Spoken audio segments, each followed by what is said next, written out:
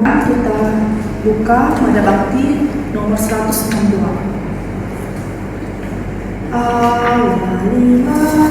Nama Bapa, Putra, dan Roh Kudus. Amin. Semoga rahmat Tuhan kita Yesus Kristus, cinta kasih saudari-saudari yang terkasih dalam nama Tuhan kita Yesus Kristus. Selamat malam, selamat datang dan berjumpa kembali pada kesempatan yang berbahagia ini. Dalam iman dan kasih, kita diingatkan untuk peduli terhadap ciptaan Tuhan dan sesama. Saudari-saudari terkasih, sadar akan pelanggaran dan kelalaian yang telah kita buat di hadapan Allah, maka marilah kita mengakui dan menyesali segala dosa-dosa kita agar kita layak dan pantas untuk mengikuti ibadat penyelamatan ini. Marilah kita hening sejenak. Kepada Allah yang Maha Kuasa dan kepada saudara sekalian bahwa saya telah berdosa, Tuhan kasihanlah kami. Tuhan, Mari kita berdoa. Allah Bapa sumber kebijaksanaan, kami memohon berdoa. Amsal bab 3 ayat 19 sampai 22. demikianlah sabda Tuhan. Syukur kepada Allah. Tuhan adalah sumber dari segala hikmat yang mendasari penciptaan alam semesta. Karena Tuhan menciptakan segala sesuatu dengan hikmat, maka dunia dan kehidupan yang kita nikmati adalah baik dan penuh keindahan. Kita harus percaya bahwa kita dipanggil untuk menghargai dan menikmati kebaikan ciptaannya, dan juga untuk bertindak dengan tanggung jawab. Oleh karena itu, Nah, teman-teman, tadi kita sudah mendengarkan bacaan kitab suci dari Amsal bab 3 ayat 19 sampai dengan 22 yang dimana disebutkan dengan hikmat Tuhan telah meletakkan dasar bumi dan pengertian ditetapkan langit. Nah, di sini juga pada ayat 21, hai anakku, janganlah pertimbangkan dan bijaksanalah itu menjauh dari matamu, peliharalah itu. Dan ayat kedua-dua, maka itu akan menjadi kehidupan bagi jiwamu dan perhiasanlah bagi lehermu. Nah, di sini teman-teman, pada kitab suci ini mengajak kita untuk selalu terus-menerus menjaga ciptaan Tuhan, memelihara, dan kita selalu melestarikan apa yang seharusnya kita lestarikan, dan kita tidak boleh menggunakan itu. Nah, di sini saya mengajak teman-teman untuk sharing dalam iman tentang tema yang kami ambil, yaitu peduli ciptaan dan peduli sesama. Nah, pengalaman yang saya rasakan itu ketika dulu di bangku SMA, saya pernah merasakan yang namanya kabut asap, di mana pada saat itu di tahun itu kami merasakan sangat-sangat kegelisahan yang benar-benar mendalam, di mana kami merasakan kabut asap yang benar-benar menutupi seluruh jalanan dan kami tidak bisa keluar rumah karena terlilit kabut asap, atau kabut asap itu selalu berada di lingkungan kami terus. Nah, itu adalah salah satu contoh fakta di mana terjadinya kerusakan alam, dan seharusnya tadi kita jaga, kita rawat agar tidak terjadinya kerusakan alam. Nah, terjadinya kabut asap ini teman-teman karena disebabkan oleh pembakaran hutan yang berlebihan, karena banyaknya nebang-nebang pohon. Pada saat itu orang-orang pada berbondong-bondong untuk membuka lahan sawit. Nah, di mana lahan sawit ini kan pasti memerlukan yang namanya lahan yang sudah ditebas, yang udah udah dibabat terus dibakar. Nah, pengalaman saya melihat itu. Jadi dulu di SMP Negeri 2 Tenggulu, di tempatnya saya itu di Binjai, itu banyak sekali rumput-rumput yang panjang, jarang ditebang gitu. Jadi kayak siswanya ini kayak kurang memperhatikan lingkungan lah. Tapi gurunya tetap mengajak siswa tersebut untuk membersihkan lingkungan yang kotor. Habis itu setiap Jumat dan Sabtu di guru itu mengajak semua siswa untuk membersihkan lingkungan sekolah agar tetap terjaga dan melestarikan lingkungan tersebut. Baik, saya ada sedikit sharing pengalaman saya.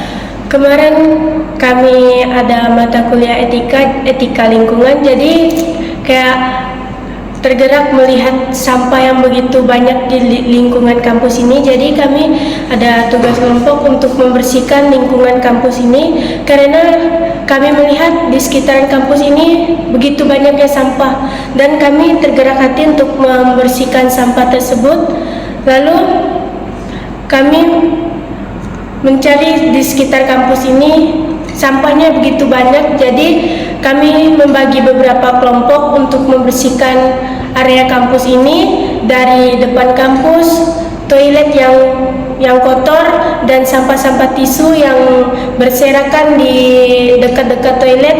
Jadi itu tisu itu ketika dibuang sembarangan dia akan menyumbat WC. Jadi kami membuang tisu itu kepada di tempat sampah. Dan lingkungan kampus juga kami bersihkan. Sekiranya setelah kami membersihkan lingkungan kampus tersebut, jadi lingkungan kampus nampak bersih dan segar mata melihatnya. Teman-teman, tadi kita sudah sedikit mendengar sharingnya teman-teman. Maka dari itu kita teguhkan iman kita kembali agar semua yang telah dititipkan Tuhan kepada kita rawat dengan baik, kita rawat dengan sepenuh hati tanpa merusak apapun itu.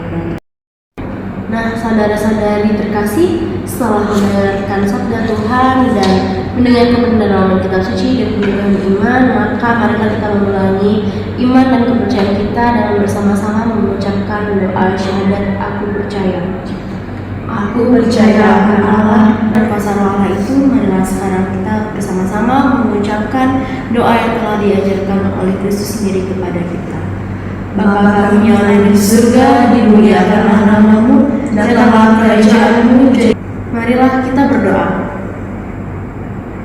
Allah yang Maha Rahim, kami bersyukur kepadamu karena Engkau sudi mendatangi kami dalam Yesus Kristus Putramu. Sebelum menerima berkat Tuhan, marilah kita doakan satu kali salam Maria. Salam Maria, penuh rahmat Tuhan sertamu. Marilah kita mohon berkat Tuhan. Semoga Tuhan beserta kita sekarang dan selamanya. Semoga saudari-saudari sekalian, keluarga kita dan orang-orang yang kita doakan, serta seluruh aktivitas kita pada hari ini senantiasa dilindungi, dibimbing dan diberkati oleh Allah yang Maha Kuasa, dan nama Bapa, Putra, dan Roh Kudus. Amin. Lagu penutup Mada Bakti 305. Usailah sudah bakti berbakti. Mulai. Usailah sudah bakti berbakti.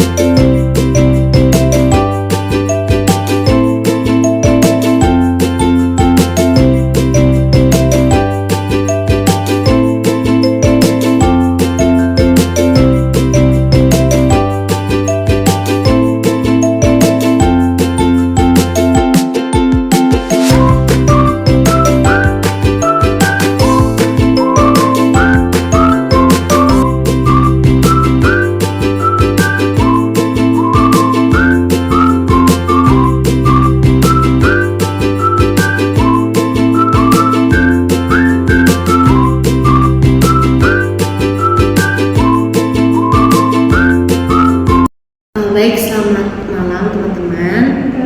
Nah, jadi di sini kita akan melakukan kaderisasi. Nah, yang kita ketahui adalah kaderisasi itu adalah ketekunan atau kesetiaan dalam kehidupan iman. Nah, kaderisasi ini bukan hanya semata-mata untuk kita kaderkan atau untuk menjadi pemimpin. Nah, kita di sini belajar menjadi kader itu bukan hanya semata-mata untuk menjadi pemimpin, tetapi kita di sini hanya mempunyai kemampuan untuk belajar dan keterbukaan terhadap bimbingan yang untuk menjadi kita pemimpin. Nah, di sini kami mengajak teman-teman untuk menjadi kader dalam peduli ciptaan dan peduli sesama, yang dimana kita dapat memimpin teman-teman kita dapat membimbing dan mengajak teman-teman kita untuk peduli ciptaan dan peduli sesama. Teman-teman, dalam pemimpin juga kita harus mempunyai rasa tanggung jawab. Kenapa memiliki rasa tanggung jawab? Karena tanggung jawab untuk menjaga keindahan atas ciptaan Tuhan itu kita tuh perlu dengan modal yang sangat tinggi. Kita perlu mengambil resiko. Kenapa? Karena dalam melayani Tuhan itu tidak semata-mata dalam bentuk pelayanan desa saja, tetapi kita bisa juga melayani teman-teman di luar sana yang membutuhkan kita, seperti mungkin para pengemis atau orang-orang yang kesusahan atau orang-orang terkecil, orang yang terpinggirkan. Kita bisa merangkul mereka, kita bisa mengajak mereka. Nah, maka dari itu kita diajak atau kita dikaderkan atau kita dijadikan pemimpin karena kita mempunyai rasa tanggung jawab yang besar. Nah, teman-teman, iman kita juga harus kuat untuk terus melayani dan menjaga. Kenapa harus kuat? Karena dalam menjadi pemimpin itu tidak hal mudah untuk kita, ya kan? Terutama apalagi mengambil keputusan itu tidak hanya semata-mata untuk mengambil keputusan tok-toknya saja. Contohnya, aku harus mengambil ini demi kebaikan ini, tetapi kita harus perlu berdiskusi terhadap kelompok kita agar kita dicap atau dianggap layak untuk menjadi pemimpin. Nah, solidaritas dan kerjasama juga dalam mencapai tujuan itu kita harus solidaritas. Mengapa dikatakan solidaritas? Karena penting sekali untuk kita terus berkarya, berkembang, di mana semuanya itu harus sesuai dan selaras dengan apa yang kelompok tahu. Nah, aksi sosial yang kita lakukan itu untuk menjaga lingkungan dan melayani sesama, karena melihat situasi sekarang banyak sekali sampah-sampah yang berserakan, banyak sampah-sampah yang tercerai berai karena ulah manusia yang tidak bertanggung jawab. Nah, teman-teman, kita jadi pemimpin ini bukan hanya semata-mata untuk menjadi jabatan saja. Sekian dari kelompok kami ucapkan terima kasih.